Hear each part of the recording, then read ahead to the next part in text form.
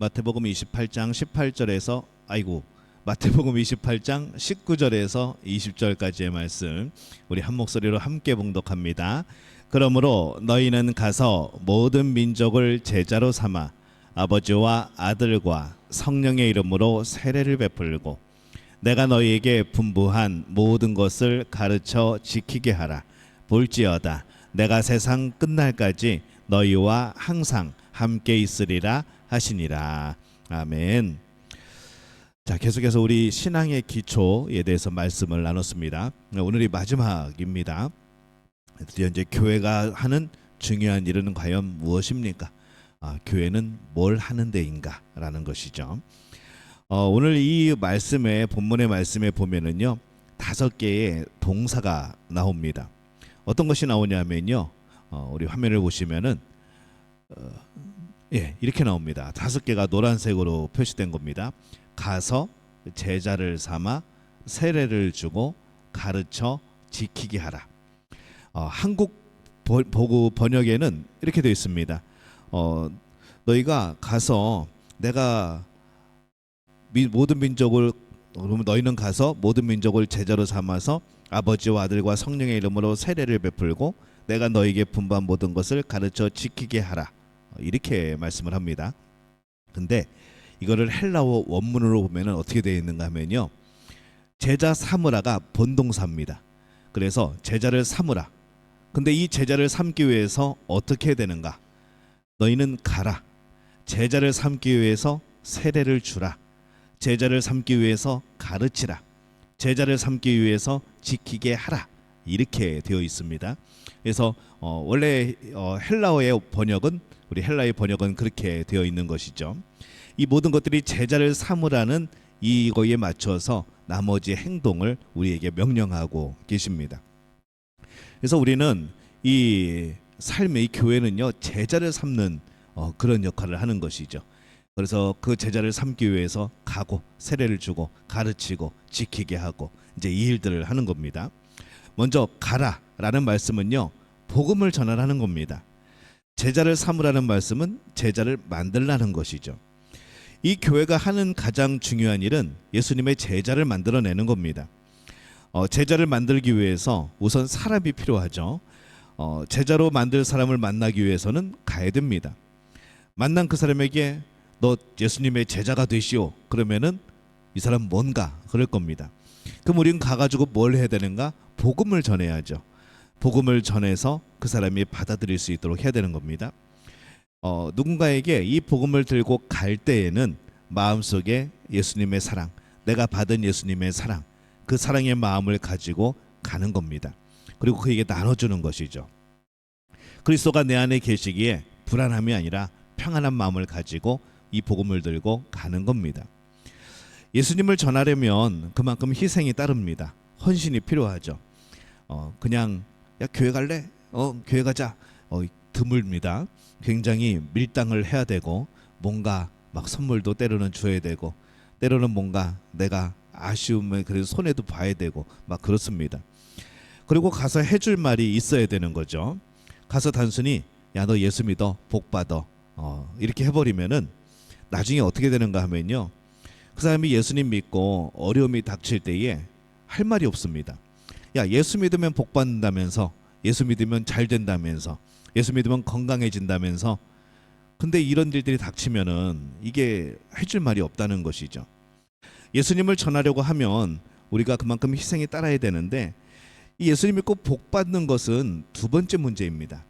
우리는 지금은 인정을 하죠. 예수 믿고 복 받는 거. 그 복이 뭔지를 아는 겁니다. 근데 처음 이 복음을 듣는 사람들은 예수님 믿음으로 인해서 받는 복이 뭔지를 잘 모른다는 것이죠. 가장 중요한 것은 하나님의 자녀로 태어나는 겁니다. 자녀는 부모가 책임을 지는 겁니다. 하나님의 자녀가 되면은 하나님이 책임지시는 겁니다. 여러분은 하나님의 자녀입니다. 하나님께서 책임지실 줄로 믿습니다. 복을 주고 책임을 지는 것은 하나님이 하신 일이라는 거죠. 그건 여러분이 하는 일이 아닙니다. 근데 전도로 가면서 예수 믿으면 복 받습니다.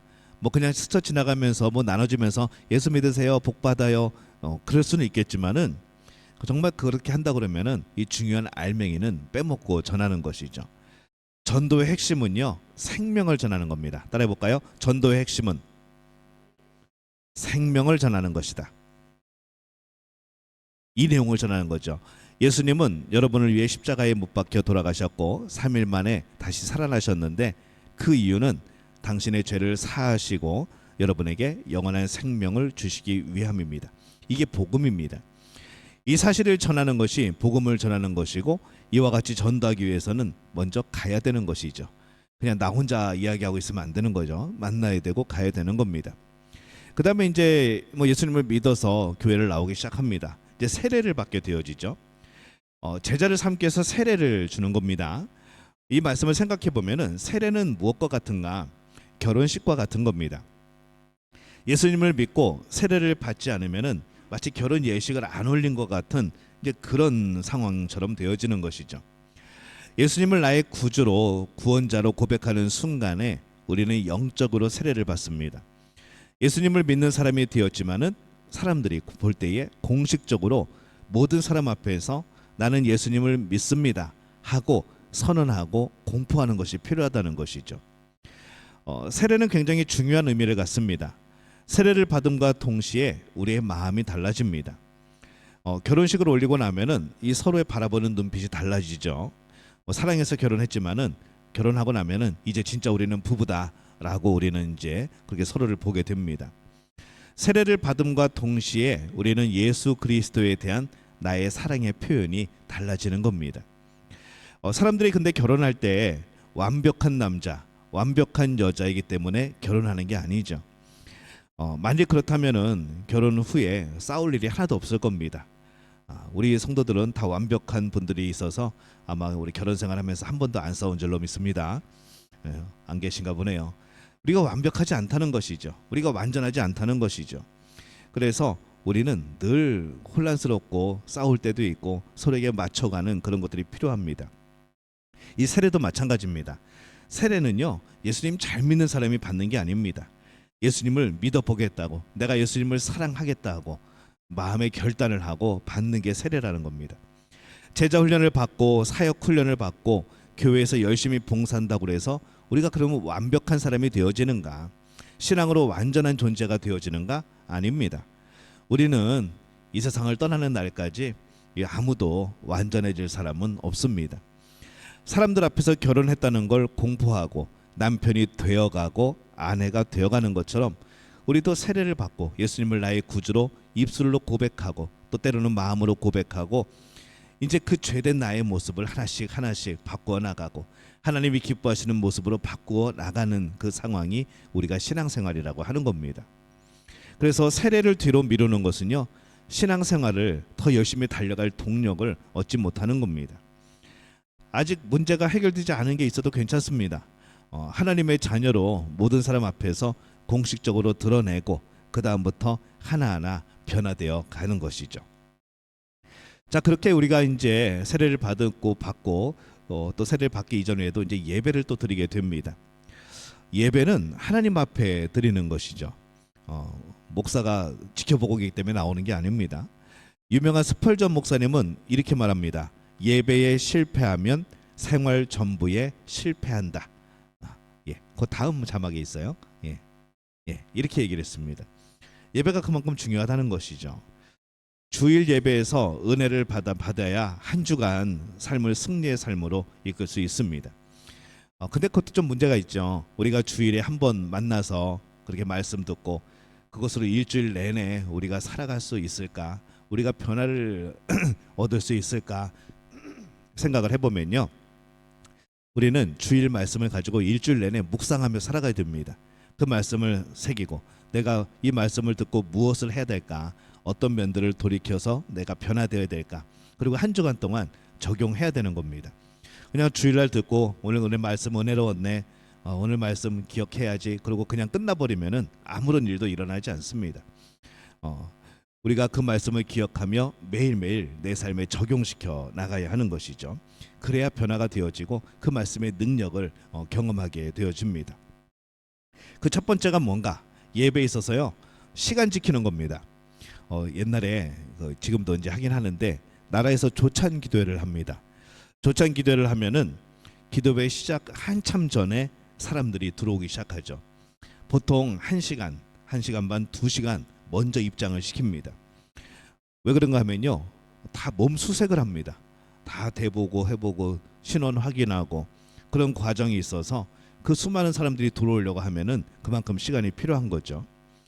그런데 때로는 이 예수님도 안 믿는 한 나라의 대통령과 함께 예배를 드리는데도 2시간 전에 입장해가지고 기다리는데, 우리가 이 만왕의 왕이신 하나님 앞에서 주일날 예배 드리러 오면서 꼭 지각을 해야 되는가 하는 생각이 드는 것이죠.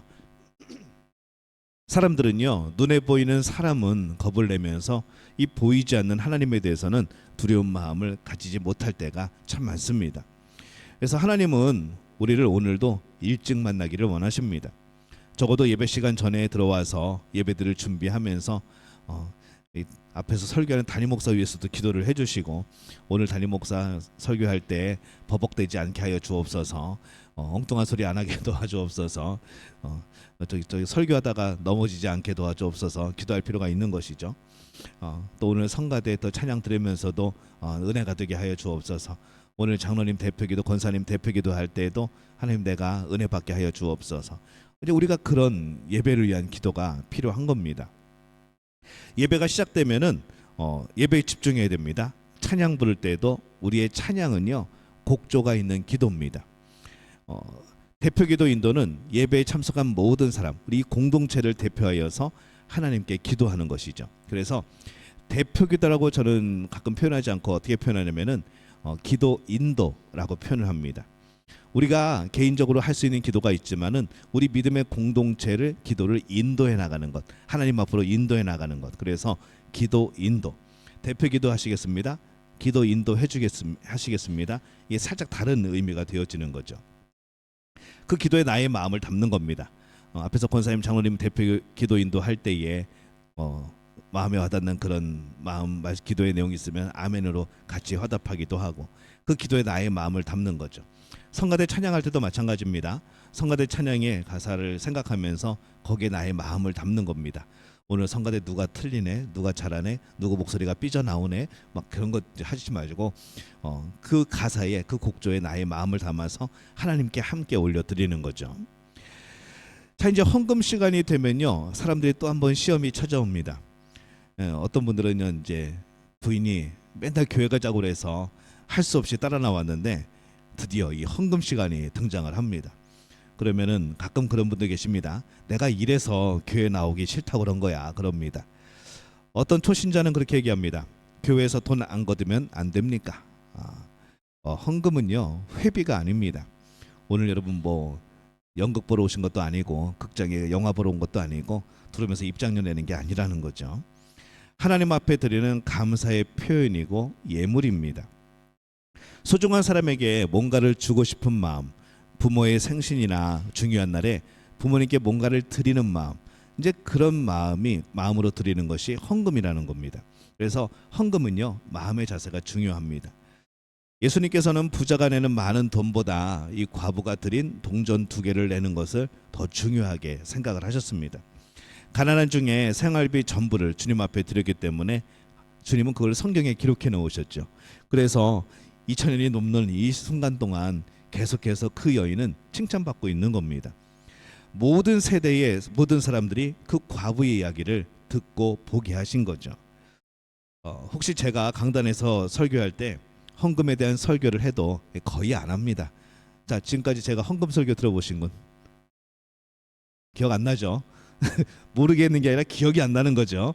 예, 헌금 설교를 한 번인가 2번 잠깐 언급하기는 했습니다. 제가 웬만하면 헌금 설교 잘 안 합니다. 제가 헌금 설교해도 시험에 안 드시기를 축복합니다. 네, 설교를 듣고 소화할 수 있는 사람만 헌금하면 되는 겁니다. 하나님이 우리의 마음을 아시죠. 그러니 헌금 때문에 시험 들어서 아유 교회 못 나가겠다, 이건 제일 미련한 겁니다. 헌금은 살아있음에 대한 감사, 직장 생활을 할 수 있음에 대한 감사, 내가 지금까지 살아오고 살아감에 대한 감사입니다. 나에게 영원한 생명을 주신 것에 대한 감사의 표현이죠. 그래서 헌금을 드릴 때는 우리가 정성껏 할 필요가 있습니다. 그냥 교회에서 와가지고 지갑 꺼내가지고 막 그러지 마시고 미리 준비해서 가지고 오시는 것이 더 은혜롭고 여러분 마음도 기쁩니다. 어, 보통 우리 감성금 드리는데 감성금은 그런 의미입니다. 내가 믿음으로 이 한 주간 동안 하나님의 은혜를 발견하는 거죠. 아, 하나님께서 나에게 이런 은혜를 주셨구나. 이게 생각해 보니까 이게 은혜네, 하나님의 은혜였네. 그걸 깨닫게 되어질 때에 그것을 감사함으로 예물을 드리는 게 감성금입니다. 그래서 생각해 보는 거죠. 일주일 동안 내가 하나님께 감사할 일이 하나도 없을까? 고민을 해보는 겁니다. 그런 일은 없겠죠. 아니면 생각을 안 했겠죠. 이게 하나님의 은혜인가 아닌가? 그런 아예 생각을 안 하면은 이게 은혜라는 것이 깨달아지지 않을 겁니다. 하지만 우리가 한 주간 살아가면서 아이고 이것도 하나님의 은혜네, 하나님 감사하네 라고 생각되는 게 있다면은 그 내용을 가지고 감성금을 드리는 겁니다. 그래서 여러분 감성금에 드리는 감사의 내용은 제가 꼭 확인합니다. 그래서 어떤 일이 있었는지 어떤 것에 대해서 감사를 했는지 그걸 제가 확인하고 같이 기도하거든요.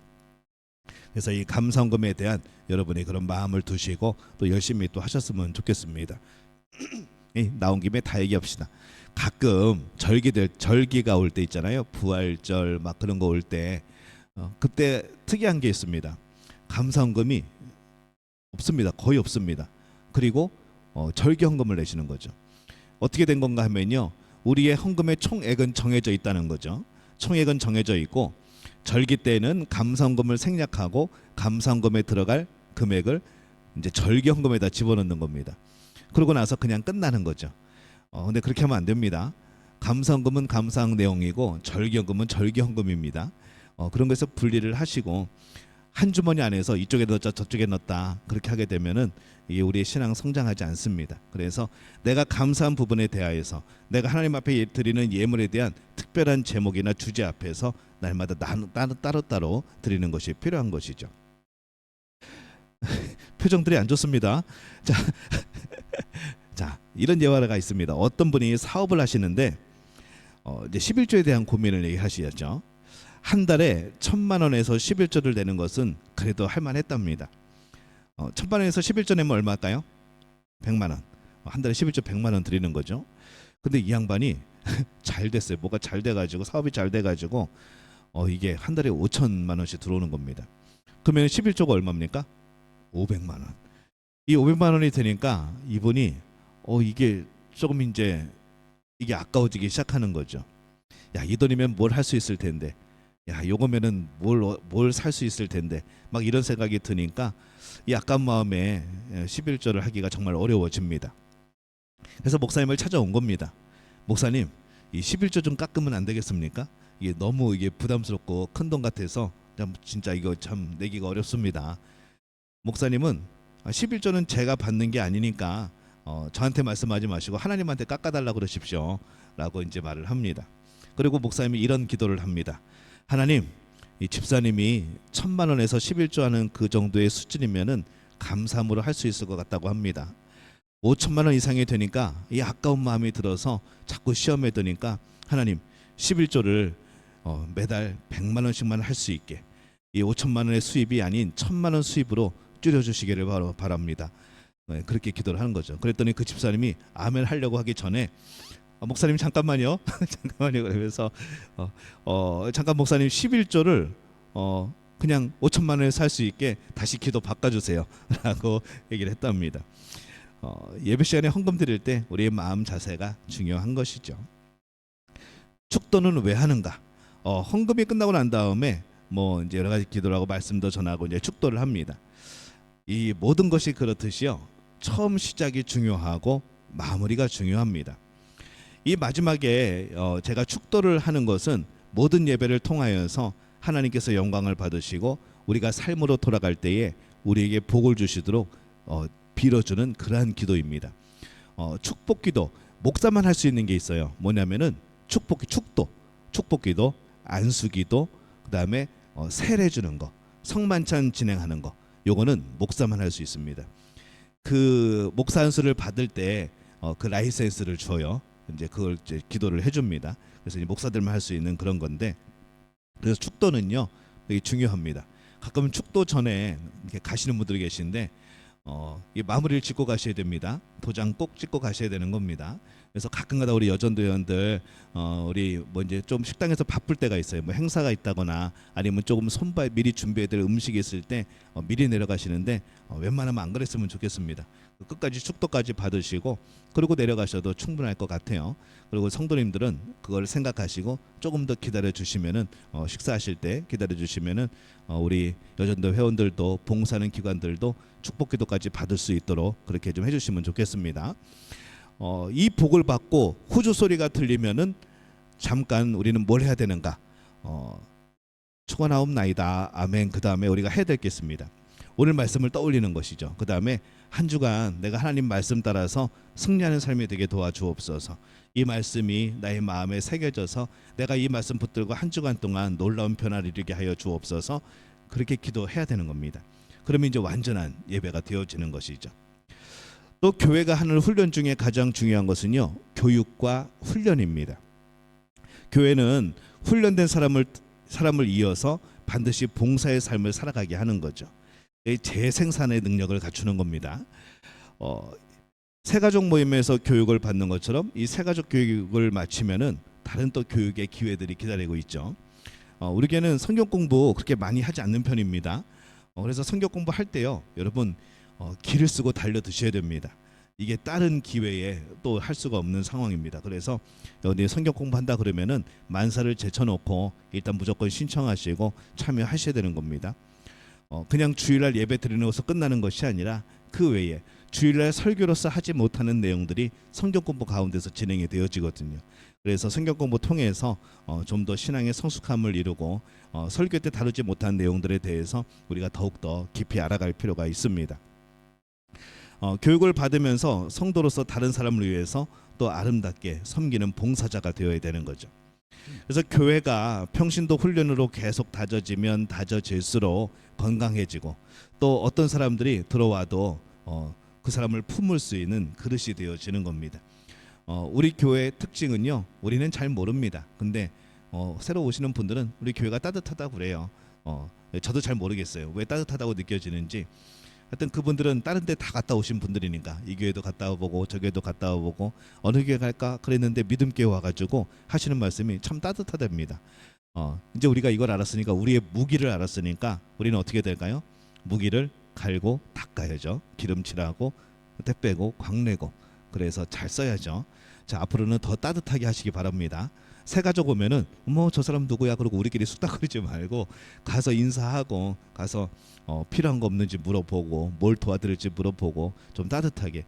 세상에 교회 처음 와가지고 얼마나 낯섭니까? 근데 아무도 아는 척 안 하고 혼자 놔두면요 금방 아유 이 교회 못 다니겠네 그러고 갑니다. 손님처럼 느껴지는 게 아니라 원래 우리 교회 다녔던 분처럼 그렇게 여러분 대해 주시기를 바랍니다. 그래서 우리 전번에 한번 그 우리 예배분 모였을 때 그런 얘기 한 적이 있습니다. 그 주에 누군가 모르는 사람이 오면은 최소한 6명이 찾아가서 인사하고 이야기 나누고 그렇게 하자. 이제 우리들도 같이 했으면 좋겠습니다. 누가 새로운 분이 보이시면요 6명 이상이 찾아가시기 바랍니다. 그 6명 중에 내가 있다고 생각하시면 됩니다. 누가 가겠지가 아니라 내가 그 6명 중에 한 명이라고 생각하시고 가셔서 인사 나누고 뭐 여러 가지 물어보시고 6명이 한꺼번에 몰려가셔도 됩니다. 그렇게 해도 되니까 여러분들 그런 마음을 가지고 한 주일날 둘러보셔요. 그리고 모르는 분이 오시면은 가서 이야기 나누시고 그러면 좋을 것 같습니다. 자, 그게 우리 교회 목입니다. 우리는 세상으로부터 부름받은 하나님의 백성입니다. 또한 세상으로 보냄을 받은 그리스도의 제자들이라는 것이죠. 그래서 우리는 하나님을 기쁘게 찬양하는 예배자가 되어야 되고 또 이웃을 열심히 구원하는 복음의 증인이 되어야 되고 또 한몸된 교제를 나누는 건강한 지체가 되어야 됩니다. 아낌없이 사랑을 실천하는 봉사자가 되어야 되죠.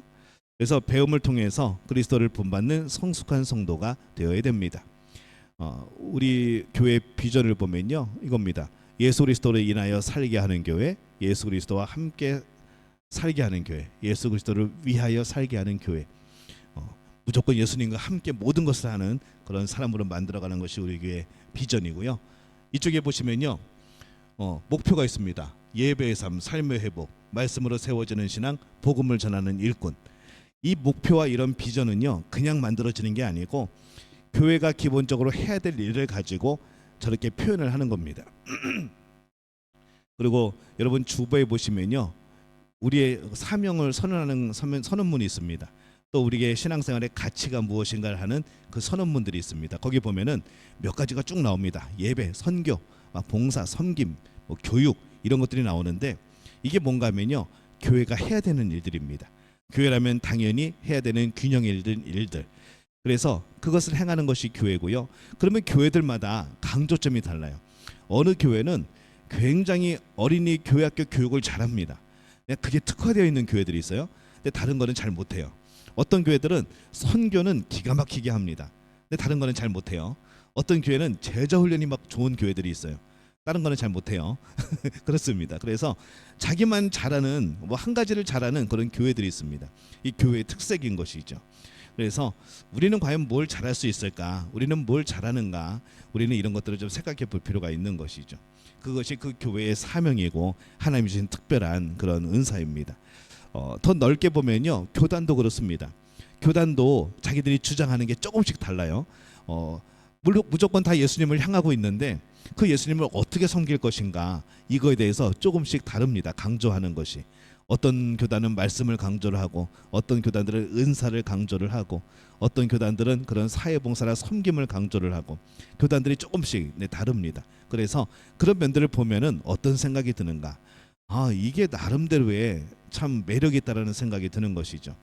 여러분, 여러분이 잘 드시던 샐러드, 그냥 그 하나 우리 그냥 일본 말로 합시다. 사라다가 이해가 빠를 것 같아요. 과일 막 이것저것 썰어놓고 야채 집어넣고 옛날에 마요네즈 집어넣고 막 섞어가지고 음식 내놓잖아요. 그거 같다는 생각이 들어요. 그러니까 그 안에 여러 가지들이 섞여 있지만, 여러 교단들이 있고 여러 교회들이 있지만은 그 모든 것이 하나로 합쳐져서 성령이라는 그런 안에서 버무려지면은 맛있는 음식이 되어지는 거죠. 하나님이 기뻐하시는 그런 모습이 되어지고, 하나님께서 사용하시는 그런 모습이 되어지고. 가끔가다 그런 기도한 적이 있습니다. 하나님의 젓가락이 자주 가는 교회가 되게 해달라고. 여러분, 이제 하나님 앞에 여러 가지 밥상들이 차려 있는 것이죠. 여러 가지 반찬들이 있고 음식이 있고. 근데 사람은요, 자기가 좋아하는 게 있습니다. 다 맛보고 싶은 마음도 있지만은 그 중에서도 특별히 좋아하는 게 있죠. 그러면 자꾸 거기에 젓가락이 갑니다. 저는 하나님의 젓가락이 자꾸 믿음교회 왔으면 좋겠습니다. 우리를 이렇게 콕콕 찌르시면서 우리를 이렇게 기뻐 사용하시고, 하나님이 좋으셔서 계속 보게 되어지시고, 그래서 정말 우리 믿음교회가 하나님께 쓰임 받는 그런 복된, 또 여러분들 하나를 하나님께서 기억하시고 우리 교회를 위해서 사용하시는 그런 복된 분들이 되어지시기를 예수님의 이름으로 축원합니다.